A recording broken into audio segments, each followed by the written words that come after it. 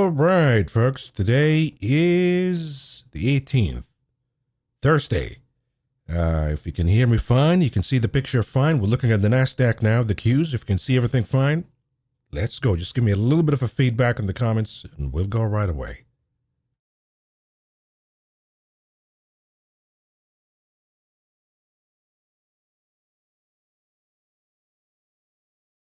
All right, good. Let's go right here. The question that I've been seeing all around is this the rotation to the dumpster? Well, let's take it one step at a time. We check always with the indicators that we have, the dollar. You see the dollar finding some footing here. Okay, so the dollar is now becoming a little bit of problematic to the rotational aspect of what we've been seeing so far because the dollar is finding some footing here. No reversal yet. Reversal, of course, we have confirmation for reversals when we have a closing above a breakdown candle, the top of a breakdown candle as we've seen here.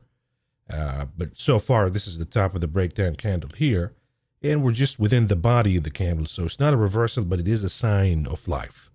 And we use our heads here, folks. Oversold in the RSI, finding footing. Same in the MACD, same in the Vortex. So we know that the dollar is coming back up. There's no doubt about it. Okay, so we have a problem here. We're just going to keep that in the back of our heads. How about gold? Gold is just going to pull back along with the dollar. That's my call. We pull back, then we come back up. So if you're in gold and you feel like you missed this pop, I think you'd get another shot at it. But for example, silver is... If we look at silver, it's a little weaker, so I would always go with, at least right now, with gold versus silver. But let's go with the indicators. We'll talk more about gold and silver, but let's go with the indicators first. Dollar, let's call it problematic for now, for the market. Let's go with 10-year yield. See what's going on with bond yields. Sign of life. And the moment you get a sign of life here, okay, that's going to be a problem for what? Because the dollar going higher, that's going to be a problem for the dollar-based rotation. What about yields? Yields-based rotation. In other words, the small caps, the risk on, the profitless companies, the dash for trash. So we're beginning to see signs of life here. And right away, you see the reaction in the IWM of confirmation of the reversal. All right, let's go with the third indicator that we got, the VIX. This one's popping higher as we anticipated. Big pop today, maintaining everything, maybe forming sort of a bull flag before it shoots higher again. And the reason why we say that, if you go to the weekly chart and plug in your Bollinger Bands, we're probably going to finish the move all the way to the upper Bollinger Band, 17.5, 18, and then find resistance and come back down. So we know that we now initiated the corrective phase, and we're not through yet, which means that for now, the rips are to be dumped. I shouldn't say rips. I should say the dips and the rebounds. You should be really skeptical about them in the market right now. The SPY and the Qs. So anyways, dollar concerning. Yields concerning. We know signs of life, meaning they're going to go higher. The VIX is going higher. Okay, then we're getting really, really close, if not even today. You're seeing it kind of forming within the session today that we have the rotation to the dumpster. I mean, a lot of things were actually green today. You look at the banks, right? Banks yesterday were in the green, now in the red. A lot of sectors in healthcare were in the green, now in the red. Even some of the big pharma, although the value is still holding pretty good here. A lot of in the other sectors that we've seen performing yesterday, if we look at the full map here, a lot of industrials were doing pretty good yesterday. Not anymore. So the market is becoming really limited now. We're running out of ideas. We're running out of resorts to hide in. Sure, we can pump NVIDIA 2% based on Taiwan's earning, even though Taiwan is down. We can find some shelter in oversold Meta a little bit. We can still play the games with Tesla, but we're running out of corners here to hide in. So you see energy and defensives doing okay today. The builders, because of D.R. Horton's earnings. But we're running out of ideas. And if this continues, then the next rotation will be to the dollar. And we'll be selling of bonds. It will see a rotation to the dumpster. We see more red here in this map that you see. The question now becomes, do we still keep energy higher? And that will be even more problematic if energy continues to stick and not correct with the market. You will throw a lot of doubt about whether the rate cut hopes are really merited or not. So we'll keep an eye for now. But these are the indicators that we got, all of them pointing out that be careful. There's more where you saw the action today came from. Let's go to the SPY really quickly here. And we do the daily chart. We got to the 20 days moving average, so we have some support beginning to show up here.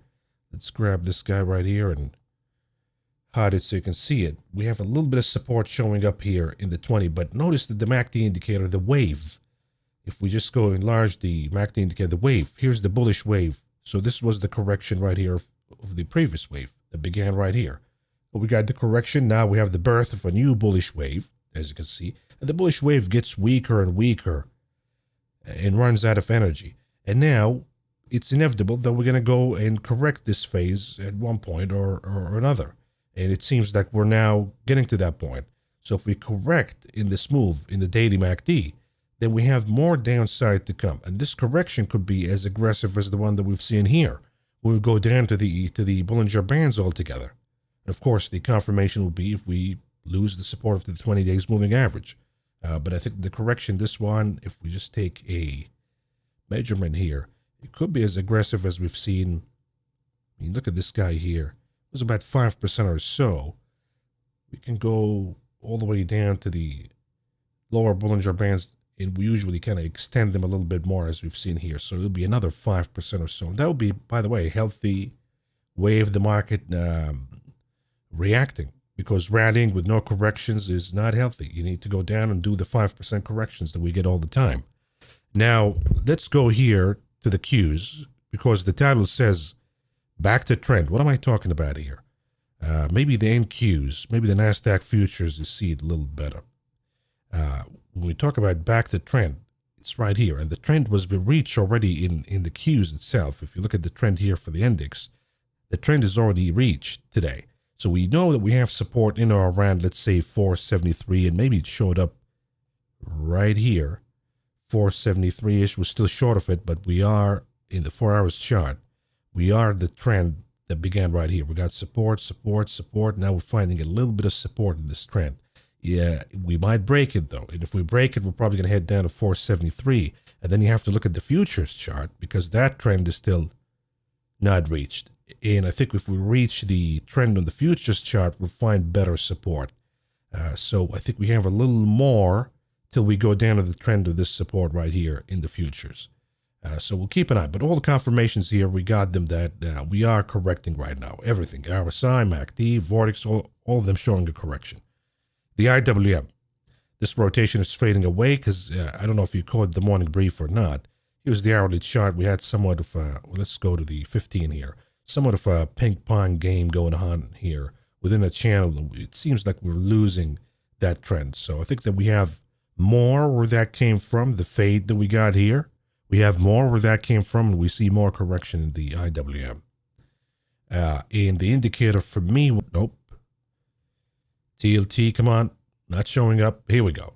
Good. Okay, so let's go here. And I told you, look, if we lose this right here, it's a confirmation that the IWM is gone. And indeed, we lost it. So it's over for the IWM, at least for now. And if we look at the daily chart, well, the TLT going down means that, and facing resistance, by the way, clean this up a little bit here. Facing resistance, use the line chart, clean it up. You're probably going to see somewhat of a topping head and shoulder here. And you see the MACD indicator also doing sort of the head and shoulder look and about to weaken. Bottom line, TLT down, meaning bond yields are going higher. And bond yields going higher, not good for the IWM, not good for the risk-on rotation. So when we go back to what happened yesterday in the video, when I showed you all of the aspects of the rotation, risk-on, risk-off, AI, and the dumpster, can we go back to AI? Can we go back to the big guys? Not really. The VIX is moving higher. The earnings are not really showing any huge growth anymore. They're showing kind of that the growth is stalling, at least from the two names that we got, ASML and Taiwan today. And I think these names still want to correct, so we have to look at them in a minute. When we do that in a minute here, with the big guys in technology, and we're going to have to look at Eli Lilly too, just to make sure what's going on there. So we can't go to the big camps. We can't stay with the IWM. Can we stick with value and rotation, outperforming today, but also losing a little bit of ground because they went a little too much in a short amount of time. We're seeing some of the value in energy showing up. PepsiCo, of course, here in the staples, but a lot of them are kind of finding resistance today. So it makes sense that absent of a rescue, some piece of earnings, some magic that shows up, we're probably going to rotate to the dumpster beginning tomorrow. So let's look at the components here, the big guys. Gave you this in the morning brief today. So we have the head and shoulder confirmation. Boom, boom, boom. And the neckline, you got it at 226.77. You lose it, you got to go with the shorts. We went with the 25 to 220. So right now, what do we see? We see perhaps a formation of a bear flag. We have a little more to do to go to 220, and then we'll probably find more solid of a footing. Look at the daily chart just to make sure here. The next support will be the 20 days moving average. That's in or around 220.86, so really close. But again, we're just beginning a corrective phase in Apple. I mean, the RSI is nowhere near being oversold, or the MACD. They're all now correcting. I mean, you see this wave that began here, and it's going to correct it. We might go all the way down to the lower Bollinger Bands. We'll take it one step at a time, 225.20. If that works out, then we can go with the naked puts and be a little more aggressive. But again, I require longer expiration dates. It's going to require you to invest a little seriously in these puts. Okay, let's do, just plug in everything back in here. So Apple, let's do a check on the weekly just to make sure that we are on the right track. Bearish engulfing candle. Okay, so everything is aligning up here. That Apple is ready to correct, and with it, of course, comes the steep correction in NASDAQ and the S&P. Another giant, Amazon. Talked about this guy. I mean, this guy's already given us a lot of confirmations here. But today we looked at, if you looked at the morning brief again, I gave you the indicator that I'm looking at to short Amazon, which is 186, and we tried to hold it as support, lost it. So now in the 185, 180 puts, I see the same look, somewhat of an inverse ABC, because it is oversold in the hourly. But then you look at the daily chart, and we still have a little more to go, and a little more to go, meaning we reach the lower Bollinger Bands. Can we expand them a little bit more? And maybe reach the supports and the reactions that we got here. I think we can. I think we can go all the way down. But for now, I mean, it makes sense. The 185, 180 makes sense. And then we can go with the 180, 175. One step at a time. If we see more problems coming out from earnings, then we can be a little more aggressive. But that's Amazon for you. Also giving us confirmation that be careful. It's getting weaker out there. Google was also on my radar. We talked about the head and shoulder. Broke the trend. Let's clean up the chart here. Or clean up the Fibonacci stuff so you can see it. The trend line has been broken. So we got multi-layers of confirmations. Not just the formation of the head and shoulder, but losing the 20, losing the trend line. Now we got support at the lower Bollinger Bands, which also coincides with Fibonacci support. If we take the move from the bottom here to the top, Fib support at about 177.40 showed up today. But again, we're not near oversold. So we can expand the Bollinger Bands in the next few days and maybe reach the low here at 169.44. So Google could have a little more to come. But even if the daily charts get oversold, folks, I mean, look at the weekly. These guys never corrected in a long time. So even if we have rebounds in the daily, on the weekly correction, we can go back to the 20 weeks moving average, if not even below. So we have plenty more coming here in the big caps. Of course, how can we talk about the big caps without this guy, NVIDIA? And NVIDIA, if we look at the hourly chart, I want to do the hourly first. The hourly chart, I mean, you see the gap today, kind of crappish here. If we lose 117, we got more downside to come. I think what the chart is doing right now is just consolidating a little bit, fix some of the oversold conditions in the hourly before it goes down again. And if you look at the daily chart, next support, if we clean up the chart here, we're already below the 20. We're now trying to expand the Bollinger Bands to the downside. We got, if you guys remember, all of these conversations are important, so taking notes always helpful. Remember when we talked about here, we're supposed to go bullish, but if we reverse and go back bearish, you'll see a steep correction in NVIDIA. And indeed, this is the case right here.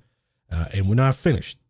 I think maybe we'll be finished 50 days moving average. I mean, that's always important, but will it really hold here? If we continue to see weaknesses in these earnings by chip components, if that is the case and we lose the 50, I'm assuming the 50 will be my first support. But if we lose the 50, then we have a bunch of gaps here at 105, 106, let's call it that. And then here at the 95 level. So we have a bunch of gaps to fill. And then we erase the entirety of we already erased the entirety of the split move. Anybody who bought after the split, by the way, is now in the red. So isn't that nice? You think they're going to give you the split to help you out? Of course not. It's a dumping operation. Then we'll look at Microsoft. This one already at the 50, now expanding the band, so we still got a little more to go. I think 430 will be a good ground for support. So we know that Microsoft can give us more juice to this correction. Let's talk about Meta. Meta was a little more oversold because it corrected before everybody else. So, but it is below all of the moving averages, so it's just an empathy rebound here from an oversold stance. I think we go down again, and we hit 454.46, if not below. But again, bottom line is all of them showing that they got more to give up, more ground to give up, which that tells me now, right now, not the time to rotate back to the AI mania and the big caps and the indices. It's actually the time to double down on the shorts and the indices and the big caps. Let's go with Eli Lilly, since, I mean, look at this. Once they correct, man, they just correct so fast, so big. They've erased how many days now? All of the gains since almost June are gone with this just little drop here. And if you look at the weekly chart, I mean, this is a huge bearish engulfing candle. That's kind of sort of the top kind of a candle. You see the wave here in the weekly chart. The wave in Eli Lilly that began here, April 23, really. And you see the corrections. This is a correction. So you know it's the beginning of a phase, birth of a phase, when you see crossing from a correction at the zero line to positive again. Here we got a correction a little bit, but none of them ended the wave. I think this one we end the wave when we come back down. And if we do in the way I anticipate, I mean, you could see even more dramatic drops for Eli Lilly. If this narrative continues, that, wait a minute, the pills are coming, the allure, the magic is over. And we see Eli Lilly probably dropping down to the 500 level, if that is the case. So this could be, in my book, not an options play, but more of a short. You short the shares of the company. And since you have a topping candle here, and you just hold it all the way till the correction is over. But anyways, these are the big guys here, folks. And JPM, by the way, JPM also big. We don't want to dismiss JPM. And JPM on the weekly chart showing somewhat of a inverse hammer. If we go down again, let's say tomorrow, we'll see red hammer, and that'll be confirmation of more declines to come. Bearish engulfing candles showing up, and I think in all of them, you see this pattern in pretty much every chart. You see a shoulder that was built already, and you see the head, and we're probably going to go build another shoulder and just finish the tops in all of these components of the market. So JP Morgan also among the weak now, all of a sudden. KRE still strong today, but also showing a major sign that, okay, now we're beginning to reverse. So KRE puts makes sense. XLF puts makes sense too, because the XLF right here, led by JP Morgan. So either one, whichever one the cheapest, you'll go with it. I think the correction will be steeper in the KRE if rates go higher. So today we're going to enter puts at the end for KRE. Let's look at some yield sensitive stuff. So we talked about the big caps. That's a no-go. Okay, that's done. We're not going to debate it. That's done. And you have ARM, for example. That could be another entry that I was looking at in the morning, that we could short ARM here. We lose 151.76. But anyways, let's look at the yield now. The yield stuff, confirmation of we're done here in the IWM, and the XHB, of course, is the outperformer because of the DR Horn. But boy, big plunger here. And they're all doing it because yields are coming back up. So XHB puts, today's the day. IYR. A little bit struggle here, but I think we'll do it. If the XHB do it, if the IWM does it, will be down in the IYR too. XBI Biotech, another component, that's already showing us signs of weakening. If we lose 97.5, I think we go down to the 20 days moving average. And the XRT, also seeing the top already printed, and now we're probably going to come down to the 20 days moving average. So all of them giving up. And even if you look at the value, to be honest with you, value rotation, a little too hot. So all of the market is hot now. Even if you look at the RSP, the equal weight S&P 500, which is kind of like the Dow Jones, way too hot. If you look at the Dow Jones itself, way too hot. So, I mean, everything here that I'm reading leading me toward the rotation to the dumpster. And the VIX, of course, is the greatest evidence that we're going to pop a little more. Maybe in the daily we'll find some footing tomorrow in the market, but in the weekly, boy, we just began this. Anyways, let's see what you guys have here. What do you think about all of this? But I think that the market is becoming really interesting now because you're not seeing a rotation back to the big guys. Even though Taiwan came out supposedly better than expectations, I have my disagreements with that. And the other worrisome sign, to be honest with you, in all of these charts, if you look at the 30 minutes, the hourly chart, for whatever chart you want to grab, is these sort of a head and shoulder pattern, right? All over the place, I'm seeing them. But let's see what you guys got here. We'll keep it at the 10 minutes. That's good enough. I think we're forming sort of a bear flag again, and we're breaking down. If we do break down, we want to take the measurement right here from the pole and from the break. So we'll find support at 550, it appears. 550 is the rational destination at this point if this one plays out. All right, let's see what you guys got here. Welcome, by the way, everybody. Welcome, Tommy, Alex, Chuck. Welcome back. Correction, we're back. Brad, please get me some metal music. We got you. Okay, thank you, KZ. Okay, good. Everybody's good. Okay. Did the video stop? I think we're good. I think it stopped when I was looking for a ticker, the TLT. But anyways, Alex, itching to short NVIDIA. Look at this MACD. What is your advice? Concentrate in the week. I just gave you a lot of weak stuff right there. Concentrate in the week. Tesla is a phenomenon right now with the options. I mean, I'm not disagreeing with you that it could go down, but let's play the devil's advocate just in case, because that's the job that we have to do all the time. What if this is a bull flag and we have a break to the upside? That's a possibility, and you always have to look at the flows here for Tesla. And you'll see that they just stampede in buying calls all the time, at least the shorter term buy out of the money. If you look at the bigger bets, you see a lot of calls showing up here out of the money. I mean, the puts are showing up too, but Tesla's not the most attractive in my opinion. The ones that already broke, they're seeing stop loss targets being hit, right? So when you look at a name that goes down like Eli Lilly, why do we see such a flush like this? Because somebody has their stop loss here, and they have put options here and there. So it just keeps triggering and selling. Sell orders keep showing up, boom, boom, boom, boom, boom, boom. And so you want that kind of action when you short. Tesla not there yet. So concentrate in the week that we got today.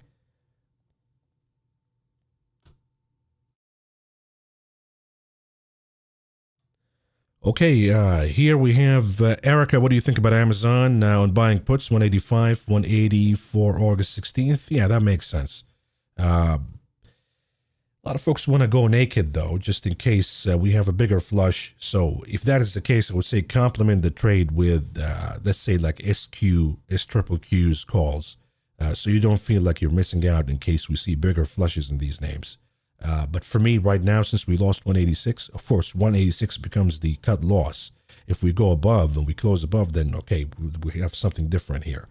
But for now, I think the 185, 180, if you want to go 180, 175, that's okay too. But just be aware that this is going to be your cut loss right here, the 186 line, and complemented by some SQ calls, just in case. When you look at the daily chart here, we still got plenty of juice to do on the SQs if we want to go higher. And that way you don't feel like you missed out if you have a spread, a calendar spread or a debit spread, and it works out better than expectations. Well, you got this guy right here as your wild card to participate. Let's do Julio. I bought the K-Web since we talked about China over the weekend. It's been going down every day. Should I get rid of the shares since of the bad news on China and the dollar? Right now, let's look at the K-Web. Yeah, the problem with China right now is once we got the news that Trump is probably going to be the favorite, a little bit of scare here showed up. So yeah, to be in the safe side, although the individual names, JD, I still think that this guy is looking pretty good in the long run, but just to be safe, since it struggled in the 20, and that's one of the bigger components in the K-Web, and of course, Baba is the biggest one. I still think that Baba looks pretty good. That's just my 2 cents, but to be safe, let's get out of it for now, and let's see Baba, for example, if this is indeed a bull flag. Let's see Baba giving us a pop, and then we know for sure that, okay, the China scare is over right now. IYR is flushing, Scott says. Let's look at IYR here. Yeah, we're losing a little bit of steam because all of them will have to come to the conclusion that, wait a minute, yields are coming back up. And by the way, even the dividend guys will begin to get scared a little bit because they got some action, but they're defensive. The XLP is still holding pretty good. The XLU, let's check on that one. XLU still holding pretty good, but they'll also get hit if we see a significant pop in the 10-year. Significant rebound. It appears to me, the look of it, that yeah, we'll begin to reverse a little bit. And we'll see where the market is going to rotate. Maybe the dollar. That's the only resort that you got right now. The value stuff, I mean, the Intels of the world are okay for now. But if you look at Blackstone, that's yield sensitive too. So Blackstone goes hand in hand with the IYR. And Blackstone been just rocketing significantly higher. But let's look here. Maybe we're coming to the end of the move. That if it struggles here at the highs today, maybe Blackstone could be another play for a correction as yields come back.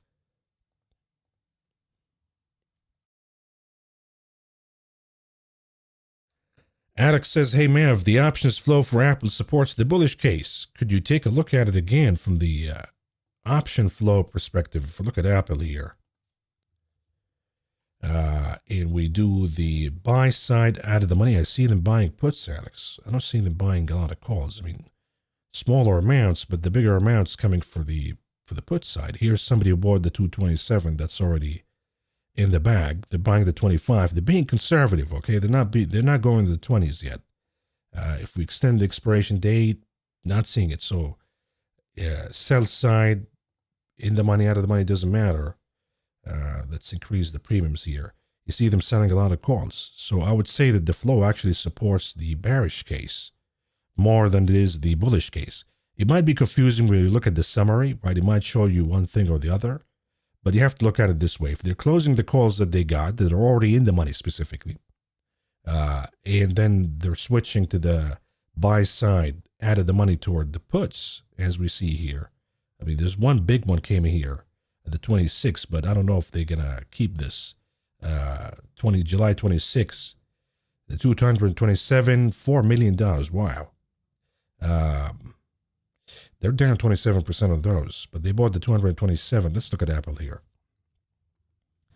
They bought 227. I think that's way far out right now. And did they close it? I don't see that they closed it, but if you see a close for that trade, then you know that they're giving up ground and moving on. But I would say that right now, the majority of the flow, if you look at it, supports the put side, at least in the short run.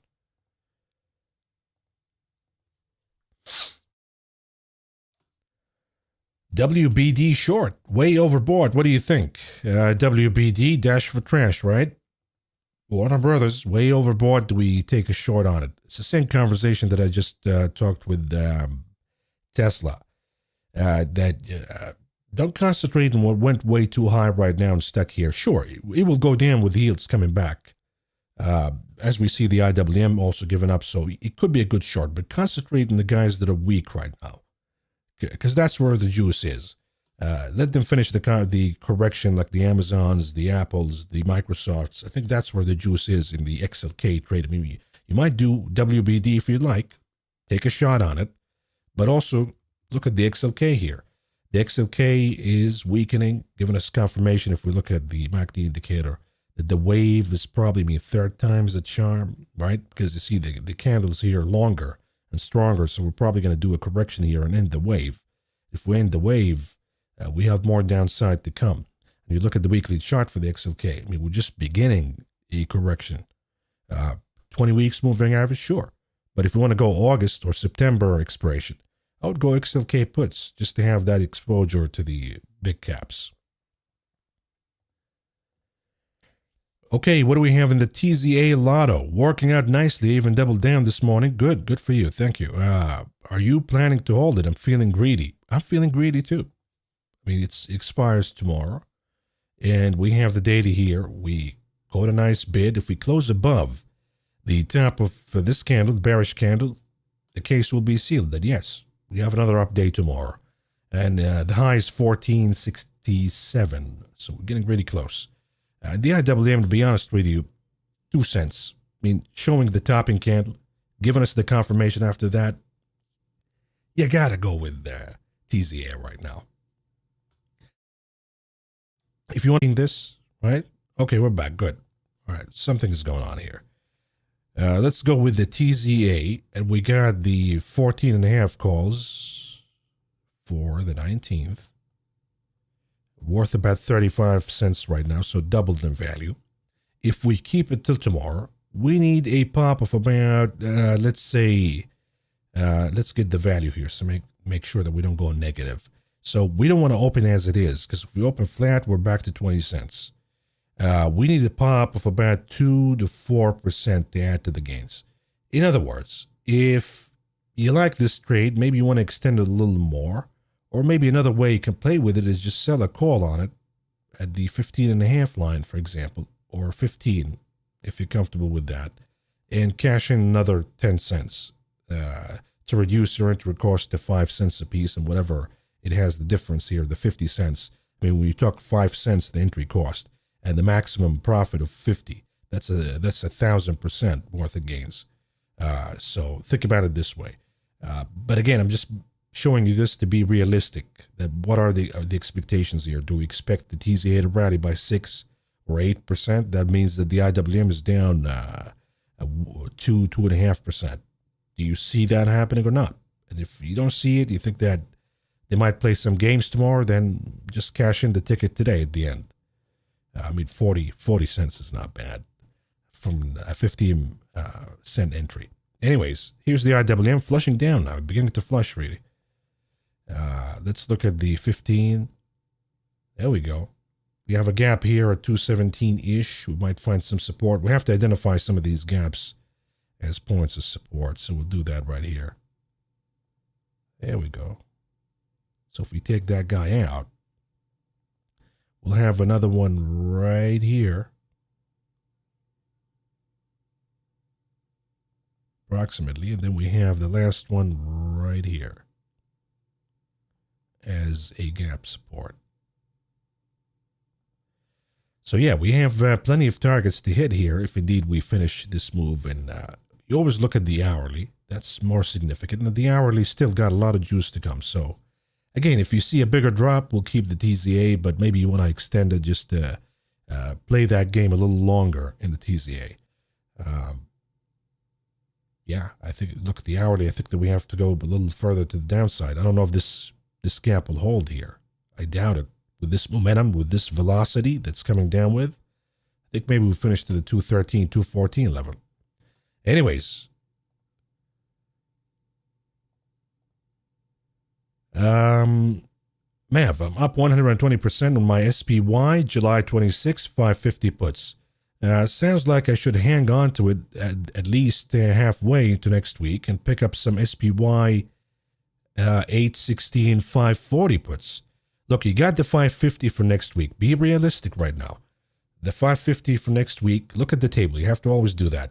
You got the 550 puts, and you got it for the 26. You have to look at the contract value. I don't know what your entry cost is. You say 100%, so I would assume that you got into it at 135-ish. So if we do that, let's say that we go down tomorrow by another 0.5 percentage points or so. here's going to be your gain. But if you leave it all the way till mid next week, as you say, right, and we're staying flattish, we're not moving a lot, you go back to neutral. You go back to the same value you bought the contract with. And if you have any rebound, then you go back to negative. So just be realistic here that maybe another way you can do it is perhaps play with the spread, be it a 550 that you sell for tomorrow and you cash in about 79 cents a piece. If you look at the SPY, just identified 550 for you as probably the support that we will see if we break this bear flag pattern right here, because we have a little more juice to squeeze. I think 550 will give us a rebound in the SPY. So this is one way to do it. You can do the 26 and also do just a regular spread. If you want to still hold it, just to be safe, raise some cash, maybe the 45. You raise a little bit of cash. If you sell the 545, you'll probably knock your entry cost altogether, right? You'll be zero. So you play the game for free, if not even for credit. So think about it this way. If you want to keep it, I would definitely open the 545 and reduce my entry cost to zero. But again, it's a nice profit. If you think that we're getting a little oversold today, we reach 550 by the end of the day, then I would say why not pick it up, take the profits, and then we'll do something else tomorrow. Okay,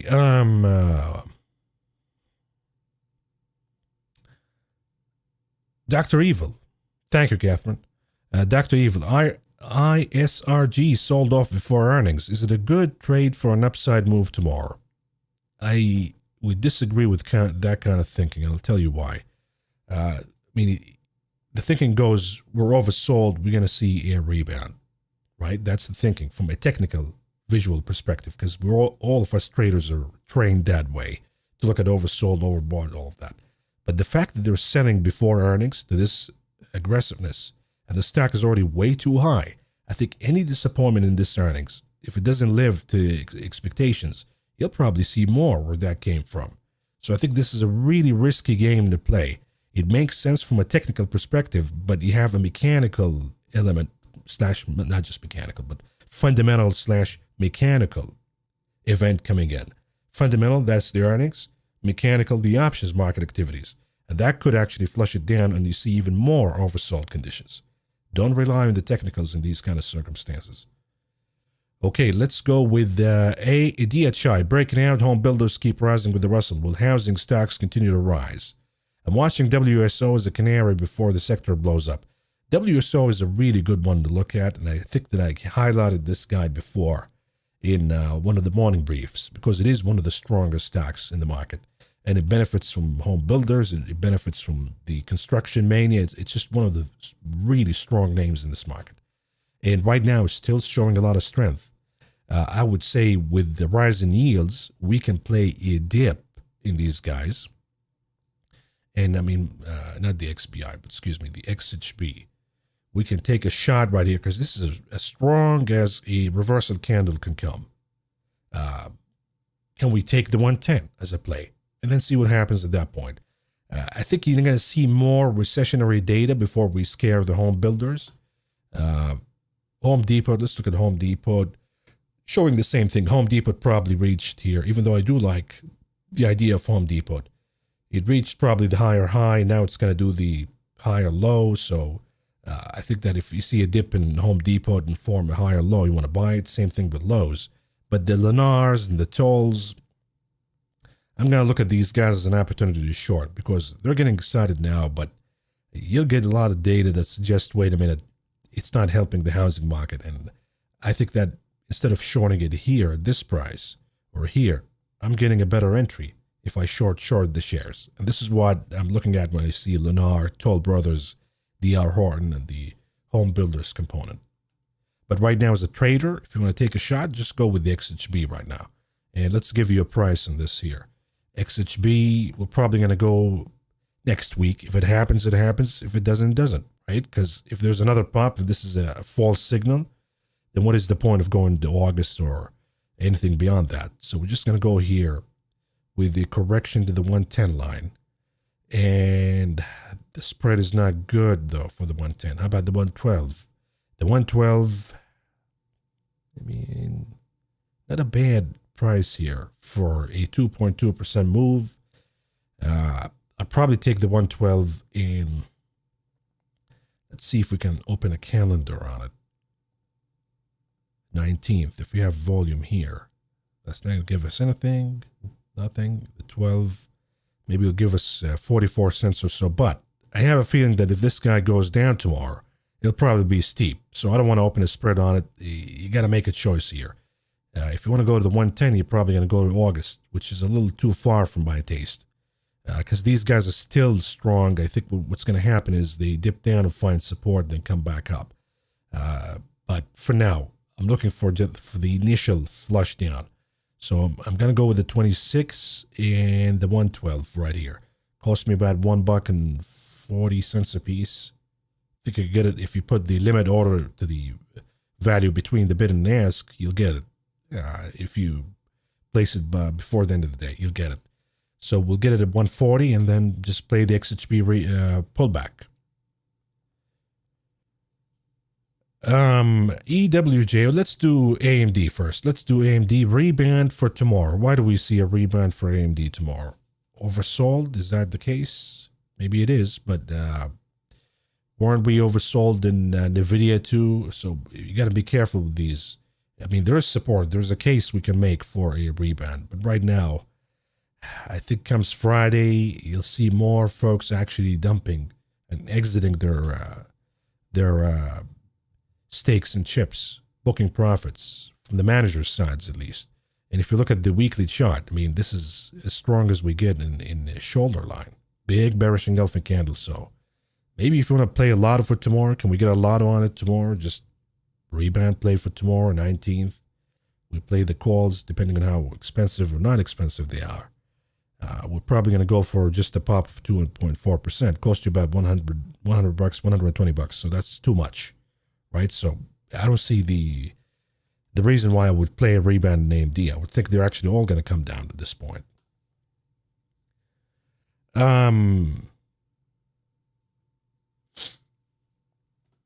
Yeah, something is going on with the connection here, folks. So if you're hearing me right now, if you hear me and seeing me right now, fine.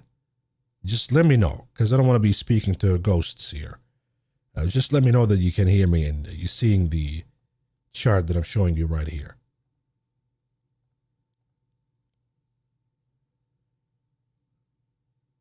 Okay, let's do the EWJ. EWJ, do we enter here? We lost 71, so yeah, we can enter the 70 puts. Let's price them in here. EWJ, the one I was looking at was the 70 puts for August, not July. Cost us about $1. Whatever gains we make, we just ride the ride here. Or if you want to go adventurous, you go with the 68, but with the dollar going higher right now, I think there's a risk that the Japanese yen could come under pressure. So I'll keep it closer to the 70. So if I get it wrong, I can cut my losses quickly. Anyhow, okay, good. We have EWJ. We talked about this, but yeah, I'll get into the trade because I like it. I like the idea of the Bank of Japan panicking and fluffing up the yen. Thank you again for the great insight. One last question, Moderna. You have called since healthcare seems to be going down with the yields going up.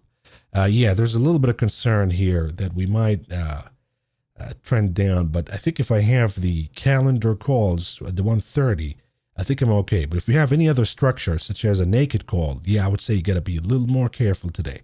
Even though, again, we can make the case that this is a bull flag and higher we go. But if I had naked calls, I'd be more careful with them. What is the harm for me getting out, see how it's going to play out. If we indeed get a pop out of this consolidation range, then I'm going to be back in. But if you have the calendar spread as I did it, I think I'm good at that point because I want the 135 that I sold to be reduced in value as much as possible. Of course, we don't want to cut the support because that would be the end of the trade if we go below 115. So, so long as we consolidate here, that's actually good for the trade that I got.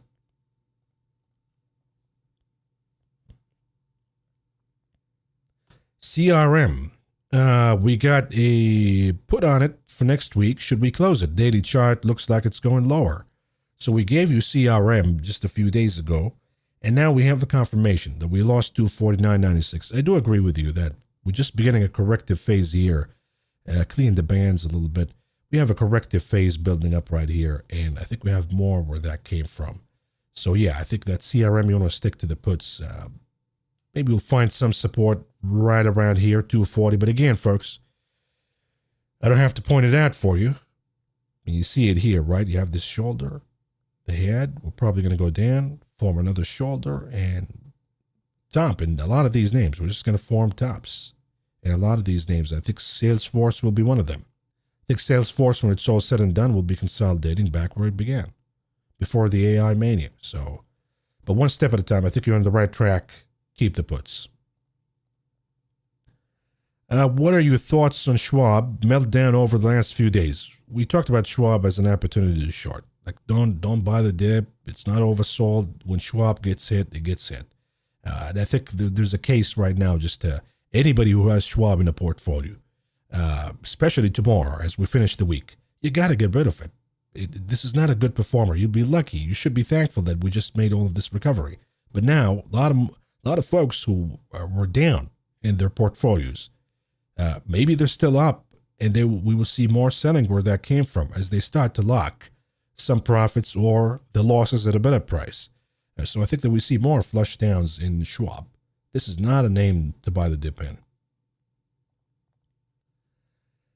NDX called for next week for a bounce. No. You don't want to play that game, my friend. You thinking about the puts, stick with the puts. Don't play that game of a rebound because we're not done here. We have the correction going on still, so we're not done. Rebound happening in the hourly chart perspective, but I just showed you a lot of weakness in the mega cap charts and the chips, so nope, we want to stick with the puts here. We don't want to go with the rebound play yet. Thoughts on the pop for EFX? Equifax. So we got a pop today, about 3% or so. I wouldn't fight it here, be honest with you. I mean, if you have a short position in Equifax before the report, maybe you got some hope that we topped right here and down we go. So if you had a short, I'd keep it for now just because everything is showing weakness with yields coming back.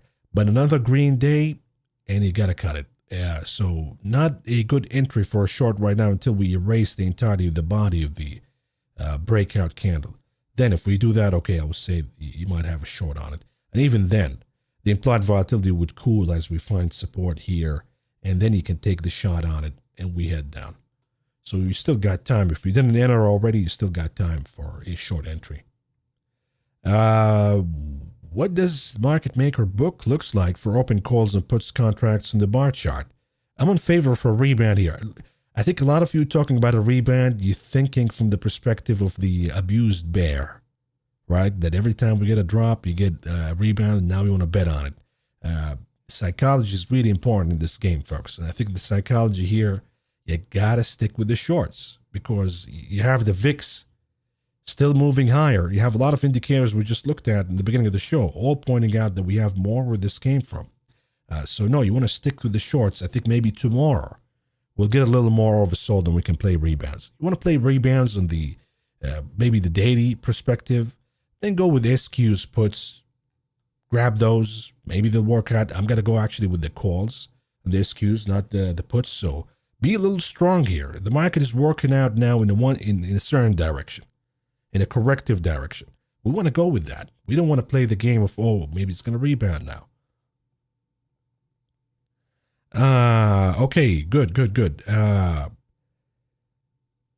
FC Kid, sorry you joined late. Random question, do you own SLB right now? Yeah, I still have SLB, but I hedge a lot with these things in my energy portfolio. But I do have SLB still because it pays pretty good. I mean, if you remember the entry, I don't know how long you've been with us, but if you remember the entry, it pays a good dividend of about 2.25%. But this was an entry that we got way back, and I'm happy to keep it. I think it's still going to be a solid performer, but you always want to hedge because the problem with energy stocks if we get a recession scare. And right now we're not getting it, okay? We don't have a recession scare where Lennar is doing this. We don't have a recession scare when the IWM is doing this. So right now we don't have a recession scare. And of course, we don't have a recession scare when the futures are moving higher in energy. So, but you always have to hedge because we have recession scares. And when that happens, they hammer energy pretty good. So right now, I would say we have an earnings report coming out. If you own the stock, if you're in an up position, of course you want to hedge and have a stop loss and perhaps some put options and all of that. But for now, I'm keeping it in my portfolio. I do like the name. How long do you plan to hold the IYR? Good time to double down on the puts. We doubled down yesterday on the puts. And now it's given us the reversal candle. So if you want to double down again today, that's okay. But I would say let's get another confirmation of losing 92.20. If we lose 92.20, then triple down, I guess, at this point. But also look at the XHB. Maybe that's going to give you a better trade here than the IYR. Costco, August 9th, 8:40, 8:30, please, up about 10%. Planning to run out of at the clock and capture the 110 spread. Or the $10 spread, I'm sorry, the 10 delta. John, let's look at this one for Costco. I mean, you're now got the right time for Costco weakness because we're seeing exodus from what's been working out. Now we're buying what hasn't been participating. So you got your bear flag, good to go. I think there's more where this came from. But let's look at the spread here that you got. You have limitations at the 830 level, and we're almost there. So there's no point of keeping the spread beyond 830. And if we see a bear flag and more downside to come, if it goes down, let's say the 820 or 810, sure, you'll have the 10 spread. But can you do anything here to maximize your gains a little bit? Maybe buy back the 830 and sell the 820. Or maybe, in this case, you want to do somewhat of a diagonal spread on it. So explore more options, but yes, you can keep the 10 spread if you want. The moment you go below the 830, if that's your question, are we going to go below 830? My answer is, from the look at it right now, yes. So you'll keep the 10. If the 10 is good, then just stick with it.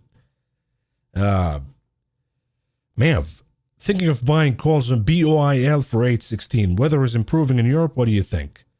I mean, I said Boyle 2 days ago, and I was wrong about it. We got a gap down, so maybe this is the time right here. Let's look at the Henry Hub. I didn't like the fact that we violated support, the last support that I got here. Maybe we're finding a footing. I'd love to see reversals of the candle, meaning closing above the red candle. So I'm not there yet, be honest with you. But if we think that this is a good move here, that maybe crude is going to weaken, the money is going to migrate from crude to natural gas, then sure, maybe that'll be a catalyst for it. Of course, there's the theory that this could be the rubber band stretching, and then we have a big pop. All of that is good, but I'd love to see erasing one of these bearish candles right here, the one that I'm pointing out right here. If we take it out, then okay, I will say we found footing, we found buyers, and let's go with Boyle. VIXM August expiration 15th at 80, or just buy shares. Lower decay than other VIX proxies. Thoughts? VIXM. I mean, the way I would do it, honestly, would be via VIX futures. That's the easiest way and the most reliable way. I'm not sure, honestly, what this is going to give you, what the spreads are in the options in this guy. Or even if you want to buy it, I think that the VXX probably is the bigger one. But all of these instruments, by the way, they haven't been reliable. They don't even track the VIX properly. Even the UVXY, because a lot of them are different timelines in the futures. This is, for example, ultra short-term futures. I'd rather play actual futures contracts. If that's not the case, you can also go with the SH. That's kind of a VIX proxy, really. The inverse of the S&P 500. So you can go with the SH as a proxy for the VIX for the correction. You can go with the SQs. So there are a lot of plays that will work the same way as the VIX. I don't want you to be too fixated in the VIX. The money is made in the VIX when we see huge pops. let's say from now to 20 or the 30 if there's a major scare. But we usually do that via the futures contract. There was an instrument before, but they canceled it after Volumegeddon. There was a proxy that was really good in playing the VIX, but they took it out. Right now, honestly, all of them, if you look at them here, the ETFs, so the VXS is the bigger one. VIXs, I would not be there. UVXY, VXS, those are the ones that I would do if you must via options if you want to play short term. But if you're doing a serious bet, if you're betting a lot of money on a move in the VIX, do it in the futures contracts. If you're betting, for example, that we're going to go all the way and face the same resistance here at the 17 or maybe reach the highs at over 20, then yeah, I would use the futures over the proxies.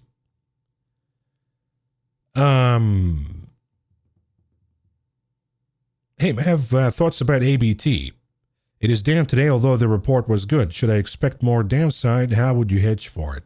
Okay, if we have ABT, and I do still have ABT, but the problem is, look, the report, we'll look at the report, of course, and see what it says, but the weekly chart, I was looking at this earlier. The weekly chart is also showing a negative pattern of, okay, we were consolidating here, all of this consolidation range, and we made sort of a higher high, and now we need to find a higher low, and I thought this would be the higher low right here. But it appears that we're heading further to the downside and we're breaking that low. And if that is the case, I think that the 100 puts just to sell the shares at that point and exit at 100 will be the rational play. Stop loss should be a little lower than that. But for now, I think the 100 puts is what I would go with as a hedge. Maybe you'll find better charts, by the way. So if you have money stuck here, I mean, it was a good play for dividend for me, but it didn't really move a lot since I bought it. So in this case, I'd probably migrate from Abbott and maybe buy Pfizer at this point. I think Pfizer may be moving and finally breaking out. Today, of course, everything is reversing, but maybe Pfizer has an opportunity. Maybe Bristol Myers could be an opportunity for a rotation, depending on if you still want to stay in healthcare or not. But we have a lot of healthcare names that could be more attractive than Abbott. If we look at the names here, all of them down today, but they'll come back up. We'll find rebounds. This is actually good because you'll find some rebounds in these names. Shaping up to be more as the rotation to the dumpster, folks, right? I mean, we're trimming everything that was green in the beginning of the show now, beginning to go in the red, and the gains that we have NVIDIA being trimmed, Tesla being trimmed. Meta still holding, though. I think that Meta, we got a little bit of flow.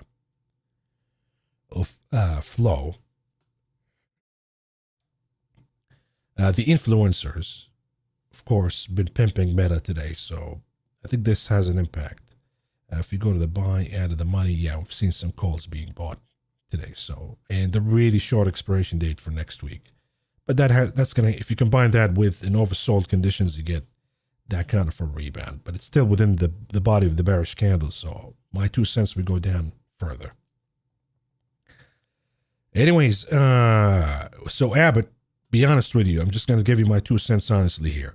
I think I'm gonna sell it and move on to another stock. Neil, got out of IWM puts, 50% profit. Good for you. Stefan, hey, Mav, noob question. There is no such thing as a noob question. What is the process of getting confident about shorting Eli Lilly after such an ugly candle? Or it might pop tomorrow. This is the fallacy, again, of when you see a market that keeps rebounding all the time, you assume that this is going to happen. Of course, we're oversold. There's no doubt about it. So what if we get a rebound tomorrow of 1-2%? It's over. Okay, the candle is telling you it's done. They made a huge dump here. And folks who have their stop loss here, and soon enough lower than that, that's going to begin to trigger. It's like a musical thing. You just keep hitting, boom, boom, boom, boom, and then you see big flushes down here in Eli Lilly. If you look at the weekly chart, we're just beginning the correction. So I'm looking at it as an opportunity to actually borrow the shares and short it. Short for good. Playing options in a name like this, I leave that game for other folks to play. Maybe you can get lucky and play some puts later and they play out, or calls for a rebound play out. But I'm going to short the name at this point here because I think that The action that we got is telling me that it's over. The Ozempic mania is done.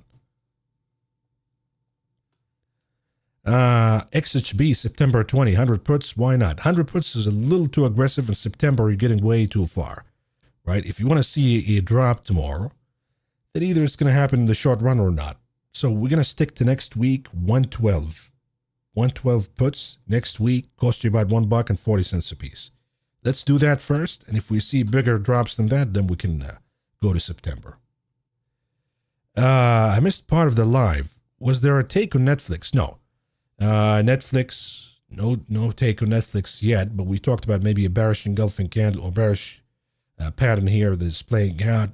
And again, you see it in every chart now that maybe you have a topping, head and shoulder. If I had to pick right now, I would say maybe we'll go to the downside after the report comes out tonight.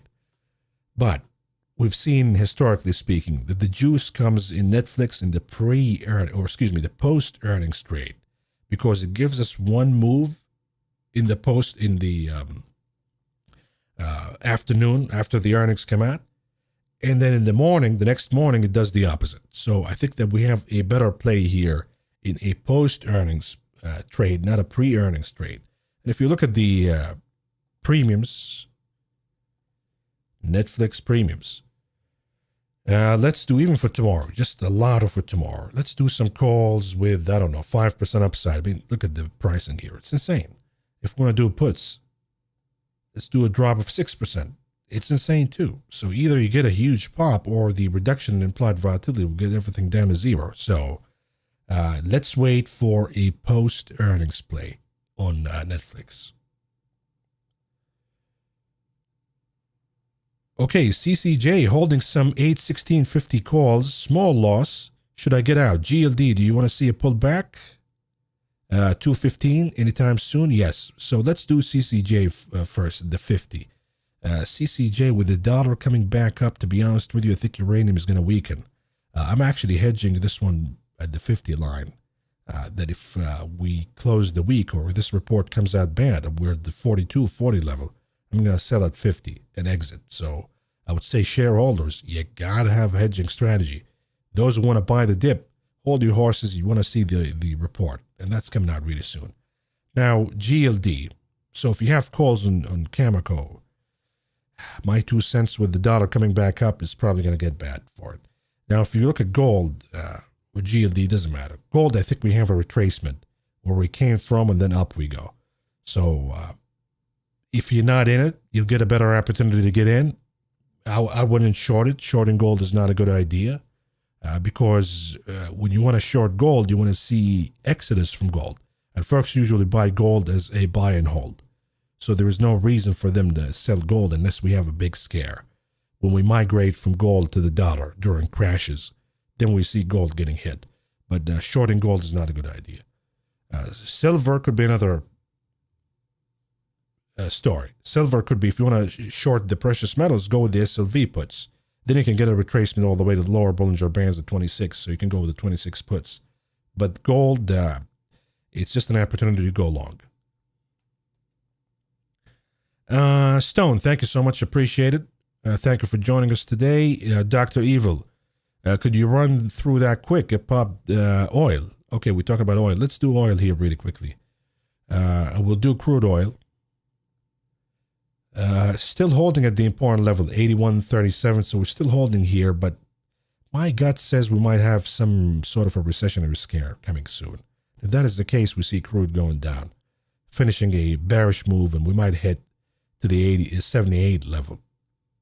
Maybe I'm being too concerned about it here because you can look at it as also inverse in its shoulder, so it's doing the opposite of the market. In higher we go. Could be, but for now, it's better be safe than sorry. So if we made some gains in the XLE, for example, I would say book some of those, at least for now. Just book them for tomorrow's session. XOM, also ExxonMobil, I think we talked about the 115, 120, or the 117 naked just a few streams ago. If you made those, I'll take the profits today and then wait in the sidelines and to get a better signal from crude oil.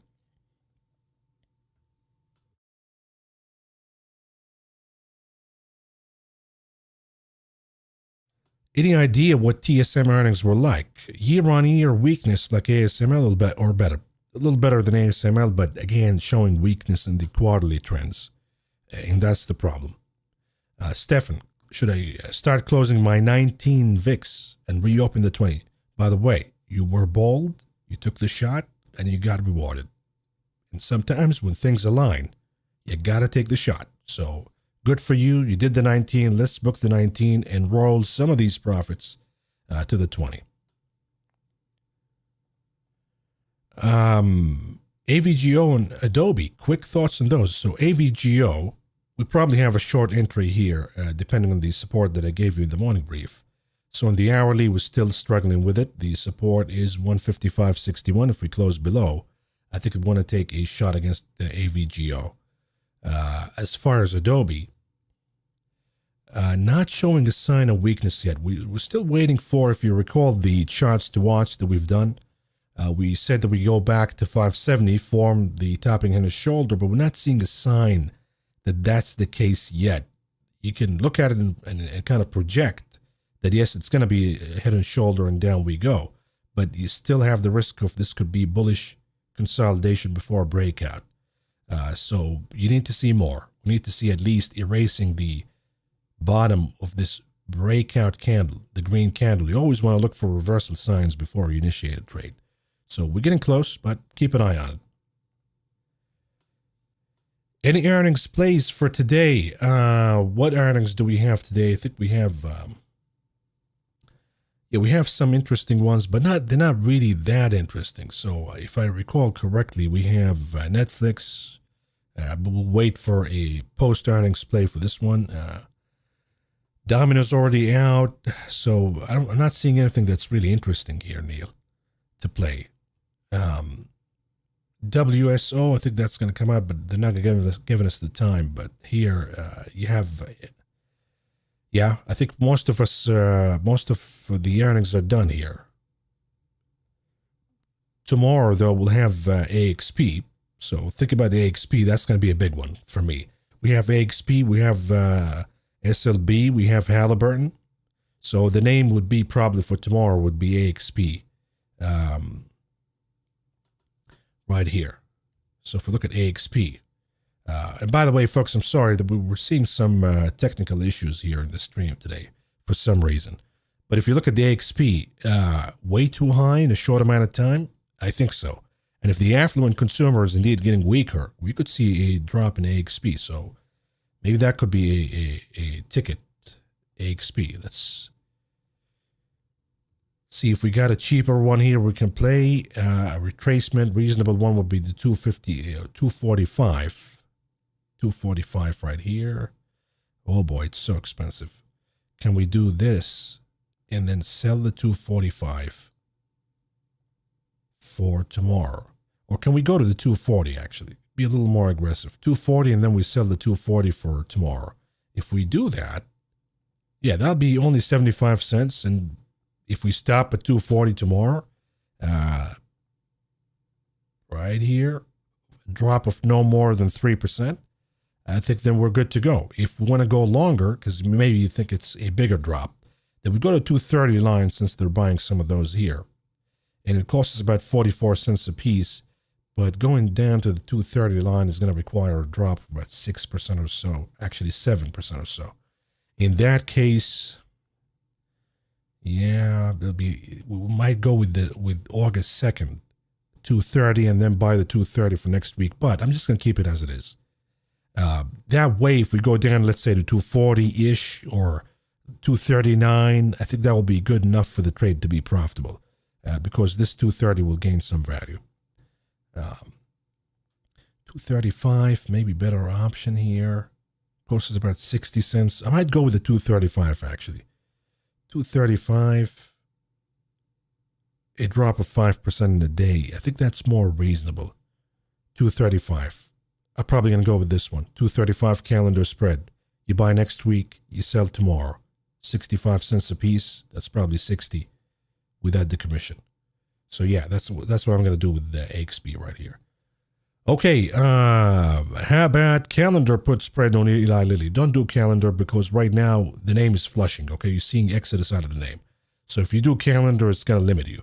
Either you do the naked or the put spreads, or you just short the stack. If Moderna closes below the 20 days moving average, maybe a good idea to exit since yields are rising. The 20 in Moderna is not going to be the what I'm looking at. Right now, we're just facing some resistance at it. If we lose 115.5, of course, the trade is done. But if you, I would say if you're nervous about it and you have naked calls, then yes, take them out.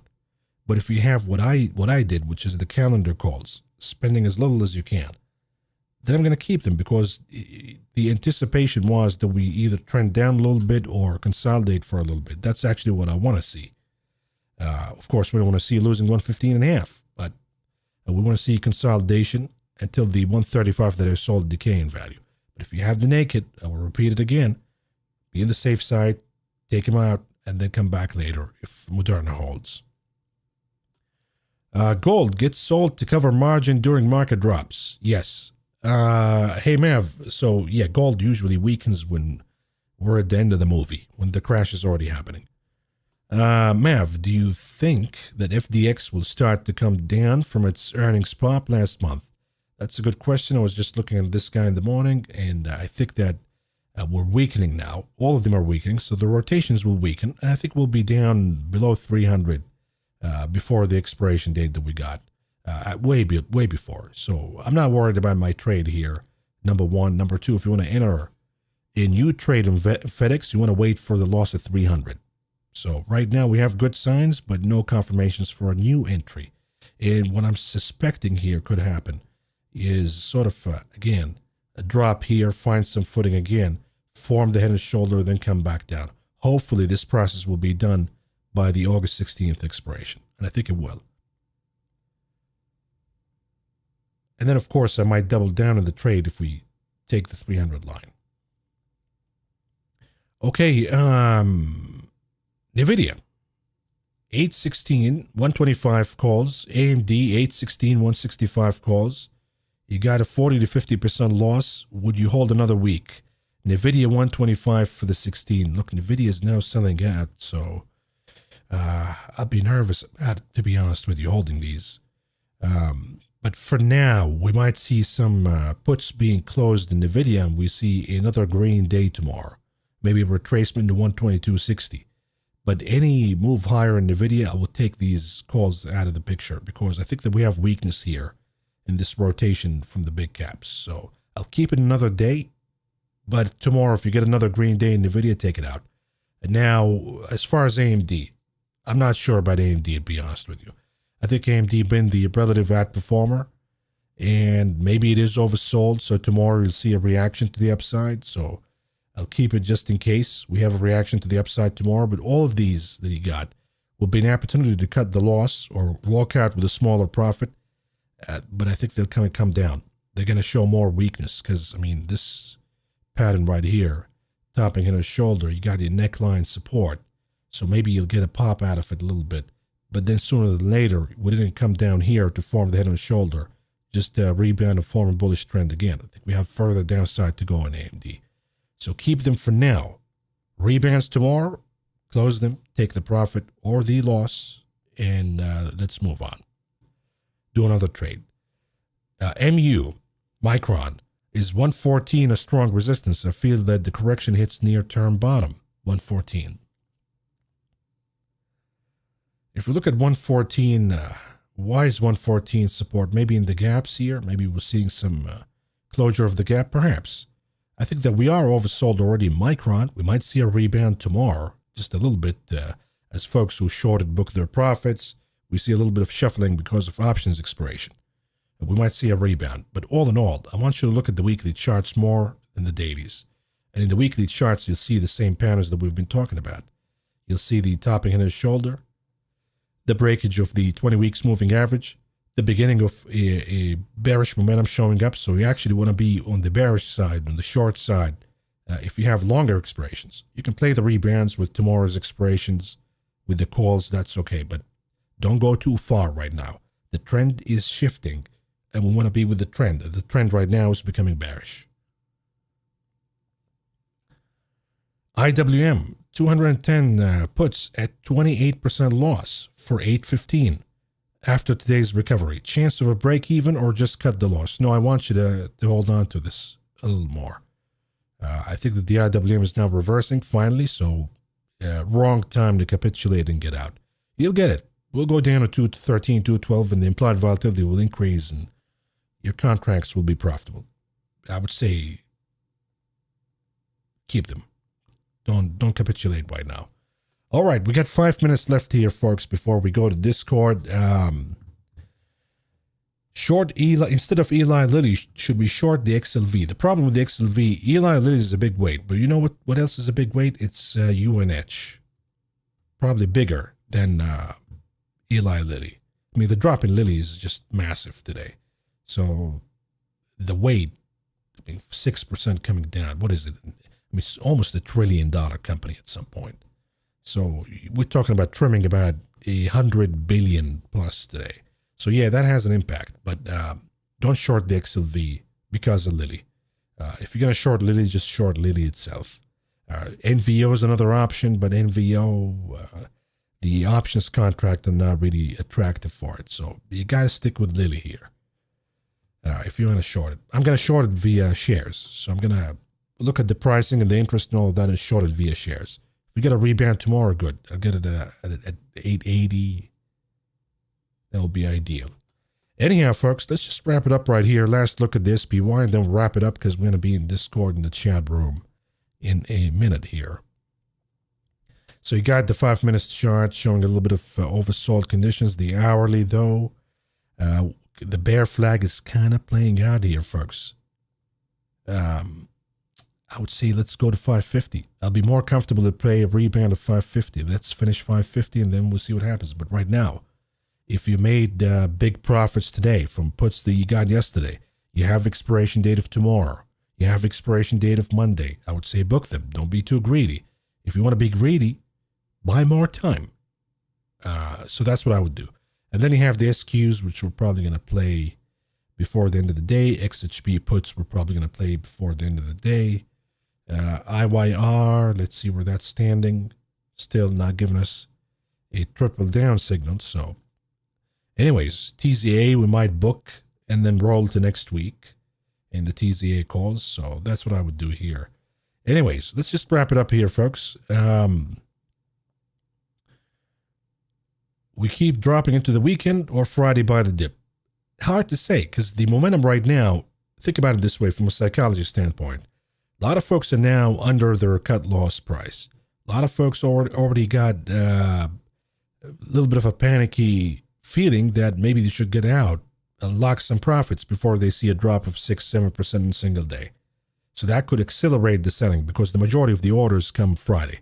They begin to call the managers and all of that. So a lot of orders come Friday. On the other hand, there are folks who made a lot of money shorting the recent drops. And the recency bias says every time we went down, the dip was bought. So would these shorts be aggressive and hold? Or would they close their shorts and capitulate tomorrow? Not really capitulate, but honestly, booking profits. If they do that, they open the path for a rebound tomorrow. But if they don't, and they roll to newer expiration dates and they double down the shorts, then I think you'll see a lot of folks grabbing the phone, calling the managers, or going to their brokerage account and locking some profits from things that have been long and accelerate the sell-off. So it's really hard to say tomorrow. But we want to play a longer game here. The trend is changing in the longer term, in the weekly charts and the daily charts. We want to play that game. That's the lucrative game, not what's going to happen tomorrow. VIX above 16, we go lower tomorrow. Again, all speculation here, but I mean, when the VIX is not showing any sign of weakness, it might pop even more tomorrow. So we'll keep an open mind here, folks, but let's wrap it up right here. Thank you, everybody, for joining for this session, and we'll be back again. Problem, I'm not going to promise tomorrow, because tomorrow I have a flight, actually, early in the morning. So probably tomorrow we're not going to do a stream. I might be active in the chat, but I'm going to be traveling all day long tomorrow. So unfortunately, that's going to be the last stream for the week. But we'll be again back in Discord in a minute here in the chat room. So if something develop, we're going to cover it. But thank you for joining, and we'll talk to you again soon. Take care.